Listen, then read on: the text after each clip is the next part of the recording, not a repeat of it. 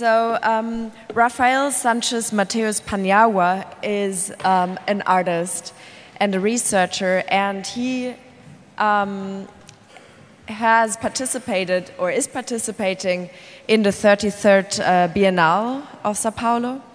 And he is presenting here together with the Autoescola de Atenta. The Autoescola forms part of the project Atenta.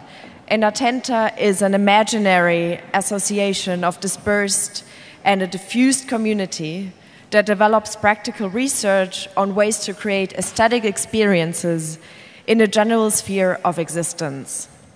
In complicity with other working communities concerned with the same issues, Atenta tries to develop and spread a form of attention and listening whose virtue is to ensure a kind of gratuitousness and generosity, strange concepts in a world exhausted by productivity and by the senses mediated by different interests and powers.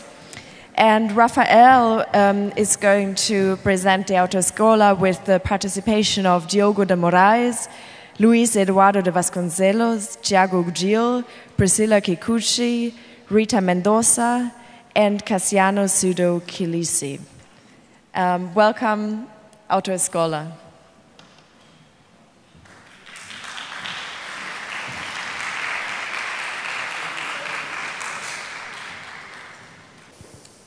Bom dia.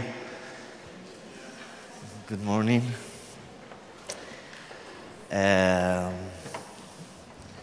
Well, thank you, Graham. Thank you, Stephanie. Thank you, Manuel, Eloisa. Thank you, Gabriel. Thank you, all the people involved in the Biennale. Dora, Lilian, I have many names right now to say, but thank you. I don't know how to do a briefly resume of my contribution to the Biennale, but I will try. First of all, I wrote a text in the educational catalog called The Sense in All the Sense. I think there is an English version of this text.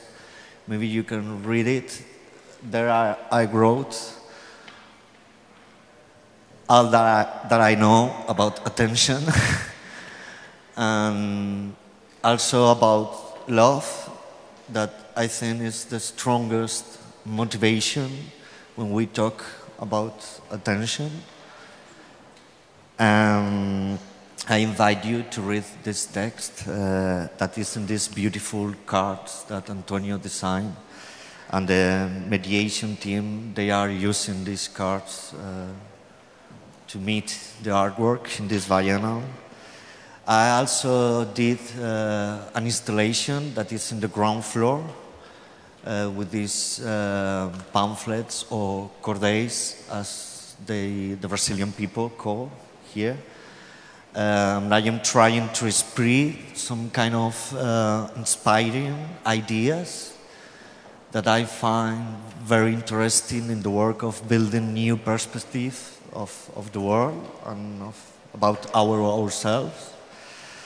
And I was invited also to organize, to give a workshop during this summer and to organize some kind of team.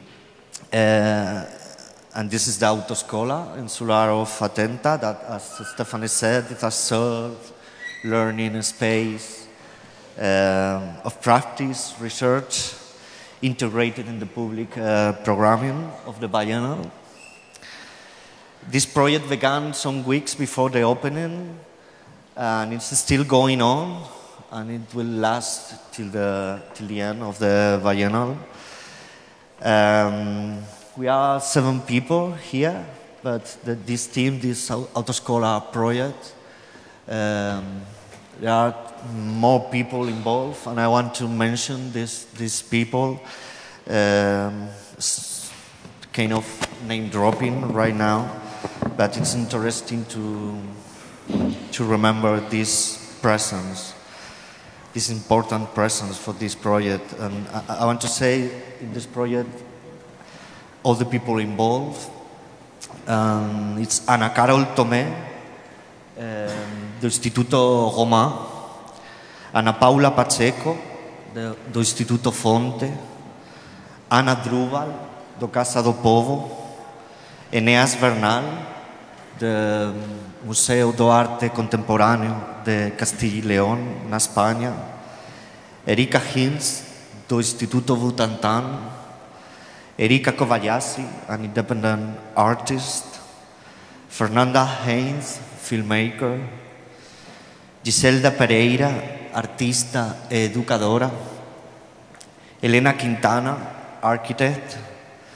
Luciano Lima, do Instituto Butantan, Pedro Cristales, biólogo e fotógrafo, Roger Cipó, fotógrafo, e Camila Mota e Cafira Zoe, do Teatro Oficina desta belíssima cidade de São Paulo.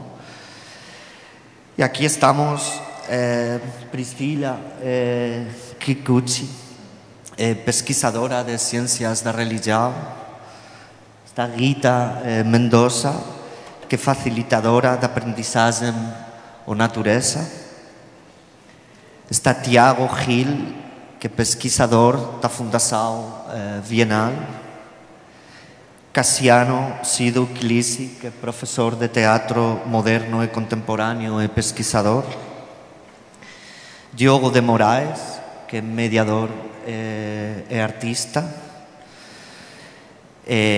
Luis Eduardo Vasconcelos, que é professor de psicoanálise e pesquisador. In our contribution, we will try to share some experience, some perspective of our work, and some memories of the workshop we did during some days of this summer. Those days left a strong trace in my heart that will last forever. And I want to say this in public, and I'm very thankful for this. So I hope you enjoy our experiment.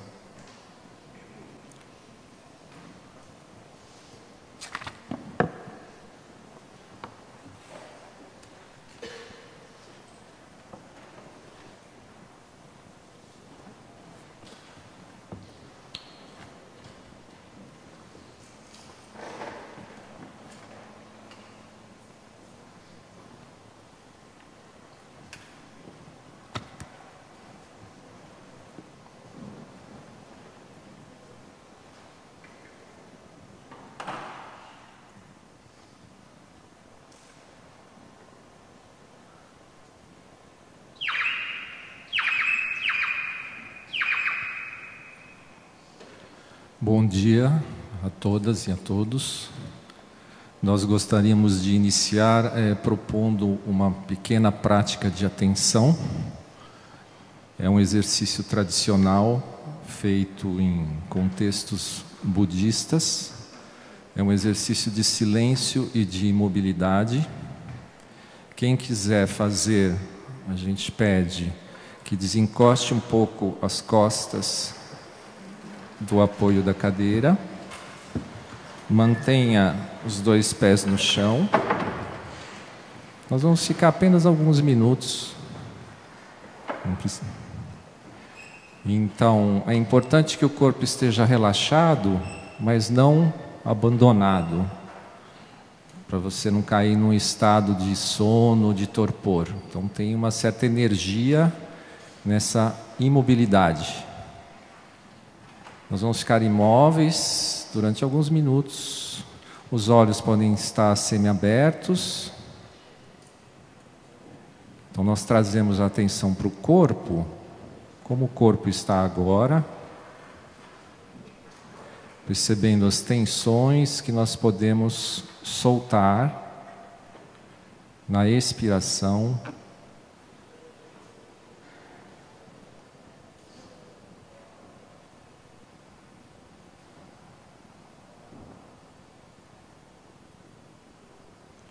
E trazemos a atenção, então, para as sensações quando nós inspiramos e quando nós expiramos. As sensações que surgem e desaparecem.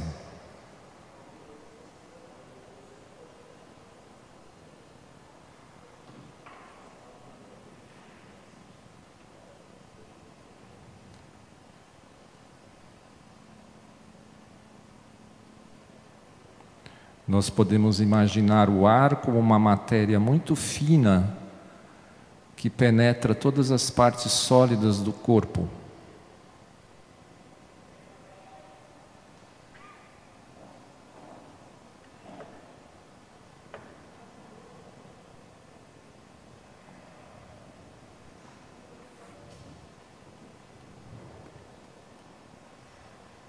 Se existem distrações, nós observamos os pensamentos e trazemos a atenção de volta para a respiração de uma maneira gentil e firme.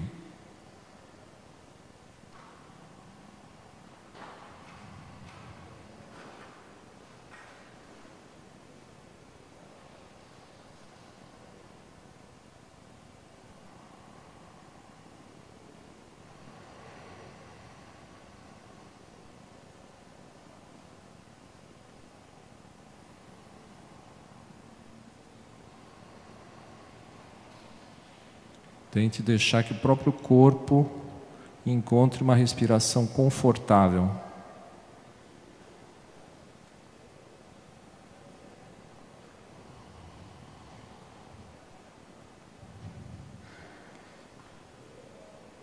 Você deixa que essa sensação se espalhe pelo corpo.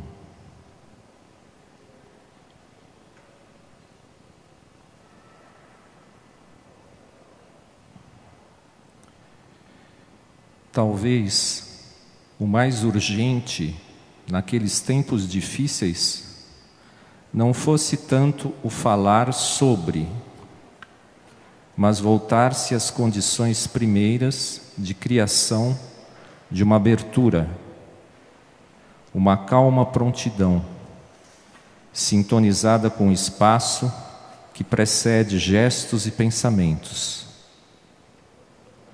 Reinventar o lugar da aparição, da frágil presença e seus fantasmas, cientes da grave situação em que nos encontrávamos. Sem orgulho ou ressentimento, entre suaves respirações, quando a mente, una com o corpo, atravessada pelo sopro que anima todas as formas, humanas e não humanas, visíveis e invisíveis. Sente as finas conexões entre todos os reinos e o eterno encadeamento de nascimentos e mortes na memória ancestral da terra, guardada nos ossos e nas pedras.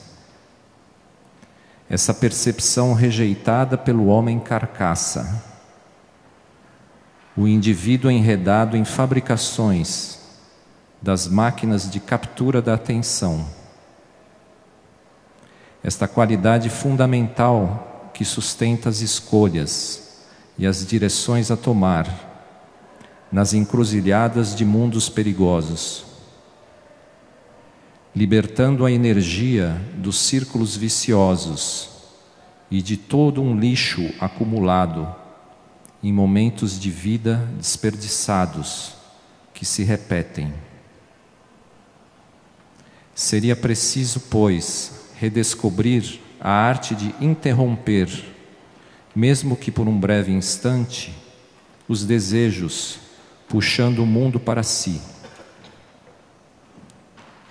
A crispação dos pensamentos, abrindo brechas e vazios, por onde um sereno frescor pudesse reavivar o espanto e a admiração pela preciosa oportunidade de uma experiência desperta, desvencilhada dos entraves da ignorância impregnada, que parecia multiplicar-se em estratégias de guerra nunca antes imaginadas. Nestes tempos de avanço que fazem mais atrofiar capacidades vitais, mergulhadas num espesso esquecimento. Seria preciso, pois, com paciência e parcimônia, desarmar a linguagem.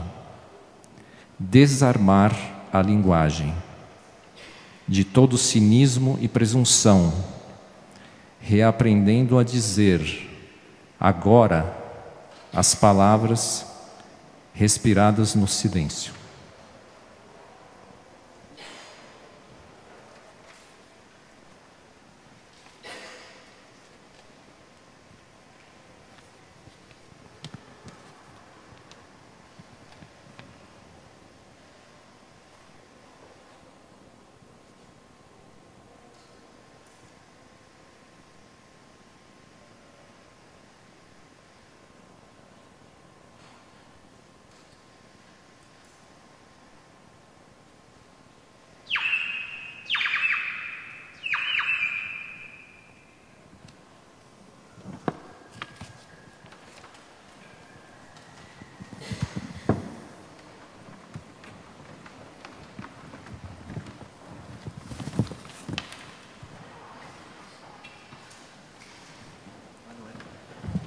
Manuel, ¿puede activar a presentación?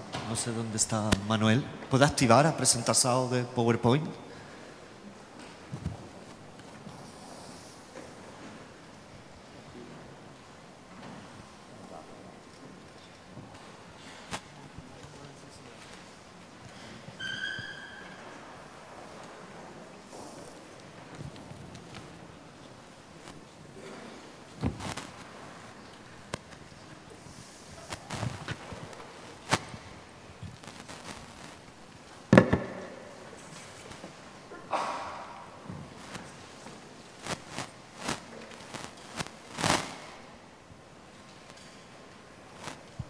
Está ativa a apresentação do PowerPoint?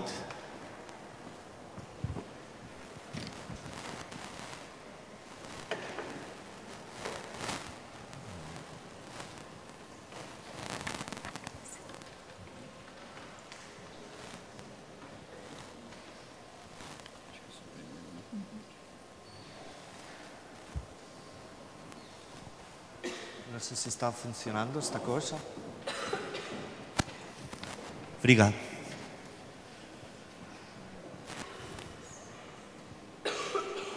Todo objeto de observação pode ser liberado. Saber observar um objeto, uma imagem ou uma forma, liberando-os e trazê-los para a nossa vida sem destruir suas formas. Trata-se de uma manobra difícil que requer exercícios. Saber contemplar e observar com toda a alma, com toda a inteligência, com todo o coração, o que significa participar daquilo que observamos. Isto poderia ser a tradição.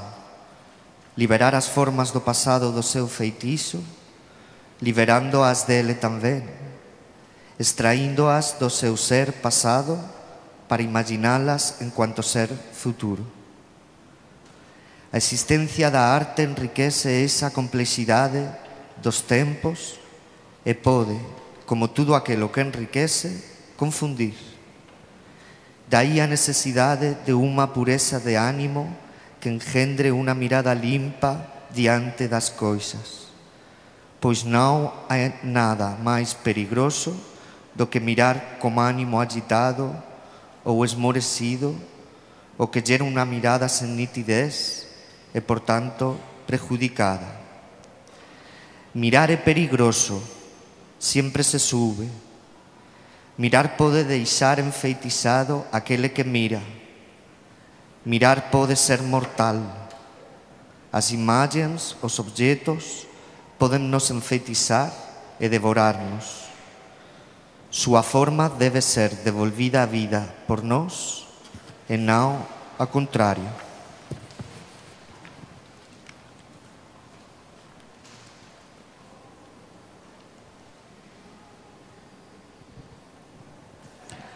Temos barulho e trânsito. O barulho alcança tudo e nos envolve, junto com o sol e o calor do concreto. Temos passagem e pressa, o trânsito entre o museu e o pavilhão, MAC e Bienal. Temos ofegação, pedestres e ciclistas pedindo passagem. No verso negro da placa, em cuja fronte se lê Titilo Matarazzo, temos 12 fotos coladas nesse fundo negro, entre esse fundo e a grade do guarda-corpos da passarela, cuja tinta azul pálida e descascada dá notícias do tempo.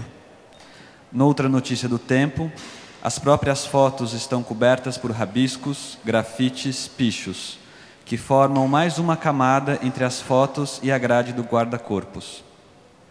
As fotos mostram, ou dão a ver, na sua maioria, um conjunto de horizontes, skylines e silhuetas marcadas contra o céu.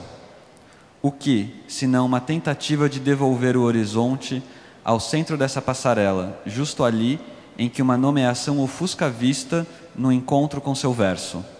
O que, senão uma provocação à imaginação de quem passa e não reconhece nem ali, nem nas fotos, o horizonte afastado pela placa ou os horizontes fotografados, impressos e colados de outros lugares da cidade?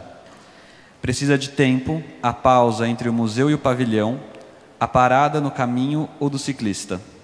O próprio tempo vai transformar as fotos em borrões ainda menos nítidos e vai restituir o preto da placa?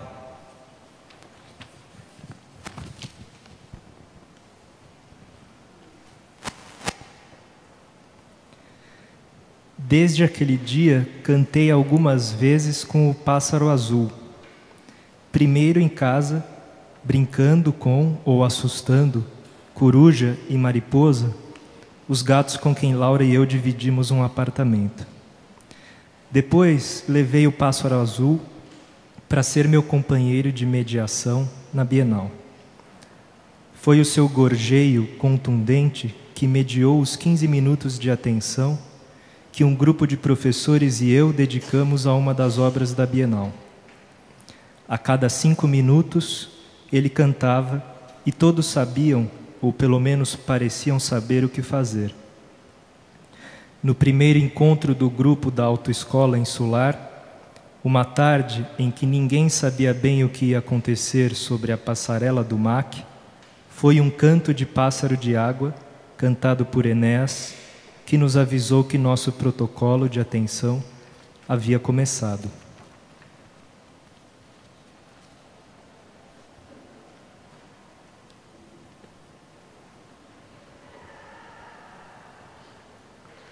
Protocolo dos filhotes de humanos. Seguimos 2 crianças que orientam um exercício de atenção. Elas andam conosco por todo o pavilhão que está em processo de montagem para a Bienal. Quando elas param diante de uma situação, nós devemos observar o que elas olham. Nos chama a atenção o que chama a atenção dessas 2 crianças. Os olhos delas se voltam para o cotidiano da preparação. Não são somente as obras que despertam a sua curiosidade, mas também as pessoas trabalhando, pintando, desenhando e arrumando. Aprendemos com elas como podemos observar não apenas com os olhos, mas com todos os olhos do corpo. No corredor do shopping central de Uberlândia, o menino acelera a sua mini Land Rover preta motorizada entre os caminhantes. Sua pegada no volante é impaciente e truculenta.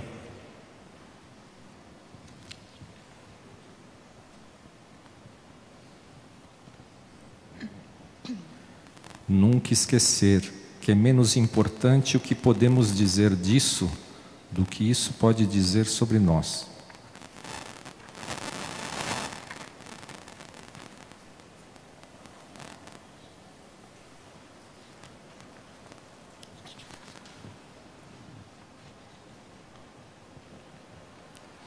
Depois de bom tempo andando em círculos, entendemos, pelo menos, a necessidade de um exercício. Uma interrupção do mero funcionamento nas máquinas do mundo. O exercício, aos poucos, pode se espraiar pelo dia. De repente, susto, espantamo-nos com o simples fato do mundo existir. E assim, fazer as coisas adquire uma espécie de calma. Ser atento é um ato afetivo. Dá-se a atenção, o precioso tempo, atende-se o chamado, mesmo que o outro não perceba. Prestar atenção também implica esperar que algo nos seja devolvido. Em cada exercício, encontramos uma nova oportunidade e uma nova possibilidade de nós mesmos.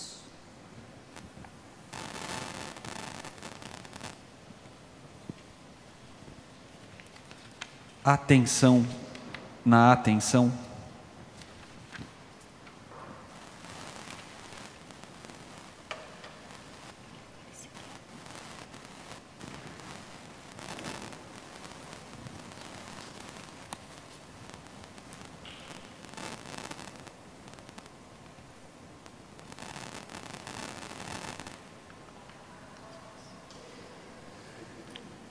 O corpo, bem como arte, não pode preencher o vazio, apenas habitá-lo como um lugar de representações, como cena aberta ou jogo estranho das figuras.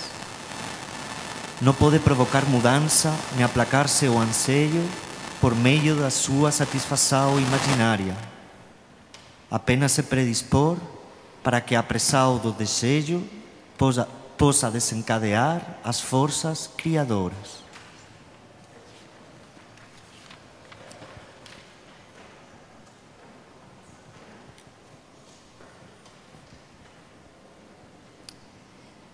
Embora tenhamos experiência na metodologia de pesquisa de Goethe para aprender com a observação de plantas, é na frente das plantas que resulta necessário perguntar-se o que seja um vivente e o que significa estar no mundo.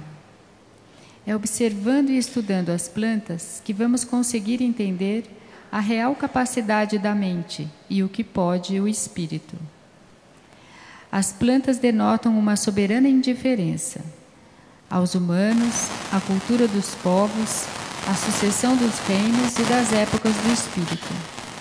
Podem ser muito elegantes, mas não seguem modas.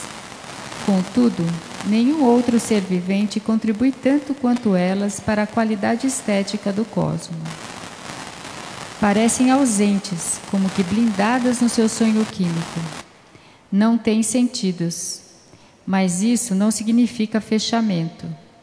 Não precisam de órgãos de sentidos porque, à diferença da maioria dos animais superiores, não têm uma relação seletiva com o mundo ao seu redor. São a vida em exposição global, em continuidade absoluta, em comunhão absoluta com aquilo que as circunda. Por isso, não precisam mover-se. Não mover-se significa aderir completamente àquilo que acontece e ao que as rodeia. Uma planta não é separável do mundo que a recebe.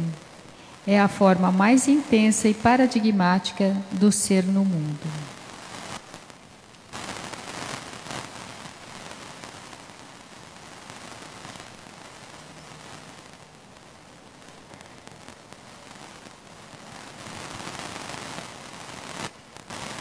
A natureza foi tomada como um recurso de matéria-prima inesgotável, e por isso foi, e ainda é, explorada e dominada sem nenhuma piedade.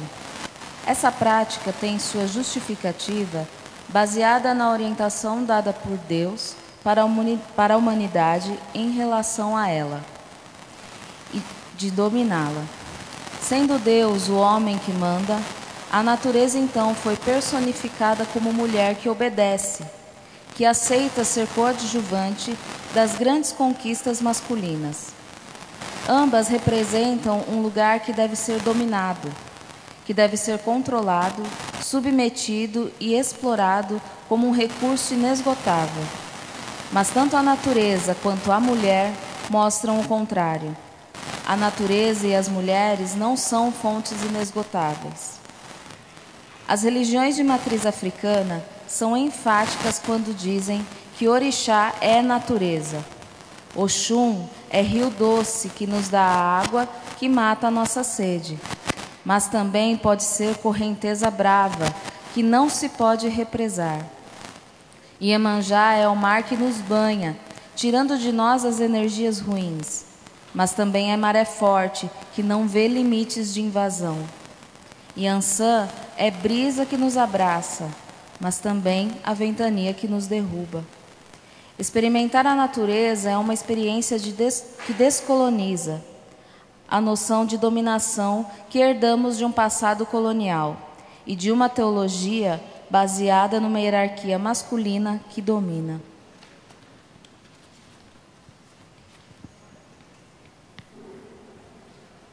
Aos olhos das pessoas de imaginação, a natureza é a própria imaginação.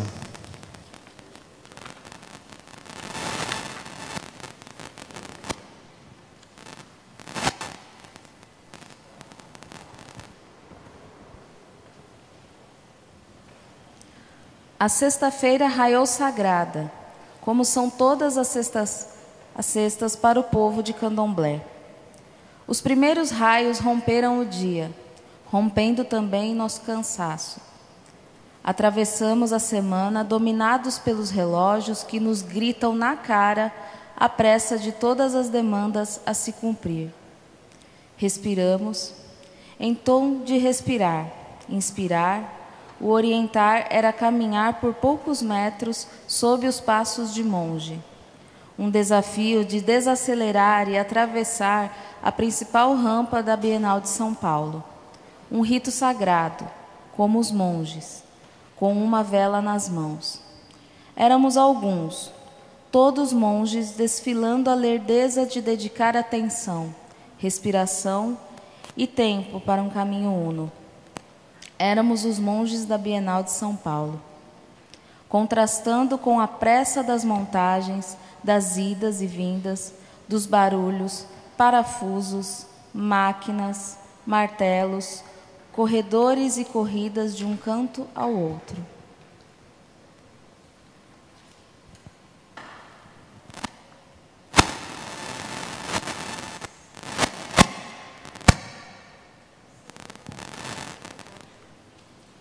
Nesse peregrinar, de quando em quando fazíamos paradas para tocar música, descansar, conversar.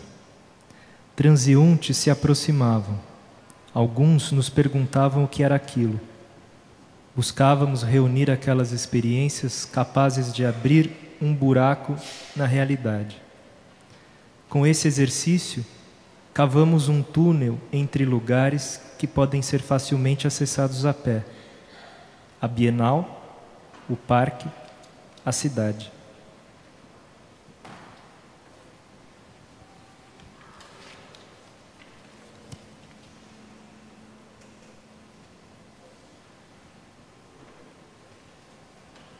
Voltamos ao começo, se é que há algum lugar por onde as coisas começam. Desconfiamos que o que temos é a continuidade de algo que começou há muitas semanas. Sem pensar muito, entramos. Sem nos perguntarmos como, fomos borrando algumas fronteiras. Abrimos uma brecha e mergulhamos infinitamente nela.